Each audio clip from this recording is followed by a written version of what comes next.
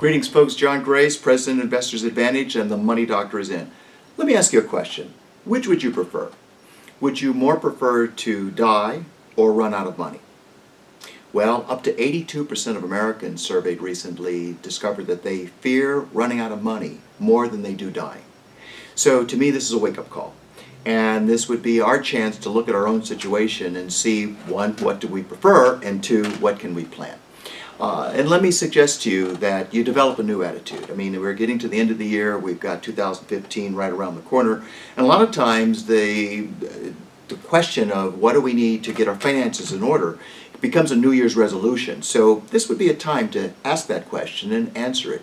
And in getting a new attitude, I'm suggesting that you take the same attitude as far as your financial future is concerned as you apply to your next vacation. How much time do you spend looking at all the places you could go to and how you're going to get there? Probably quite a bit of time. So take that same amount of time and dedicate it in 2015 to figuring out what do we need? How are we going to get started? How can we feel more confident about our finances? Now, when we see a friend of mine, Wes Moss, did an interesting study of about 1,300 retirees. He asked a series of questions, two of which I found most interesting. The first was, what does it take for you to be happy? And the 1,300 respondents said it was about 500,000. Well, that's not that difficult. We have to start right away. 500,000. Make that your goal. The second thing he discovered was that the people who say they're happy on average spend about 5 hours a year at looking at their finances. They're not unconscious, they're not too busy with their cell phones, they're not too busy texting, they're not too busy at work. They take the time to figure out what they're doing and how to make things better. You might want to take that time. If we look at an example of Richie Rich, we were just working with she and her husband. They make a very good income of about $130,000, and they established that they wanted to retire in about 31 years. With $130,000, we figured that in about 31 years, they will have about $3,000 a month in Social Security. They need to make up the difference and account for inflation.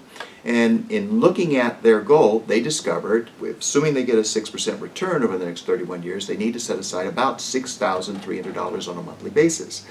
That's a tall order for people who came to the table thinking we need to start with $400.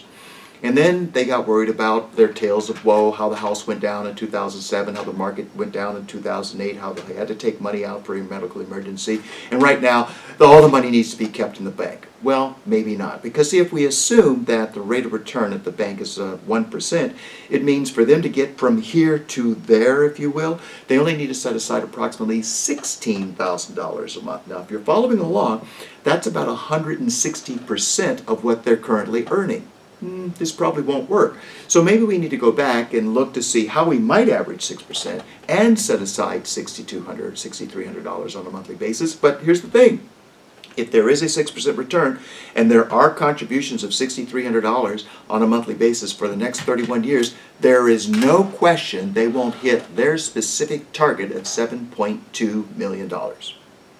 What they decided to do is to double their contributions from $400 to $800. It's not enough, but it's better than doing nothing. So as the Money Doctor, let me prepare this prescription for you, okay? Let me suggest that you do three things and use the time you have to your advantage, because we don't know how much time that is, but now is the time to get started. So start saving something with your next paycheck. That's number one. Number two, allocate 5 hours in 2015 toward your financial situation. You're that important. If you're not going to do it, who's going to do it for you?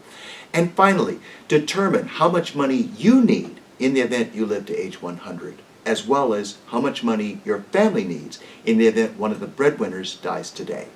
And in closing, let's leave with a quote from Abraham Lincoln. I will prepare, and someday my chance will come. With that, the Money Doctor is out.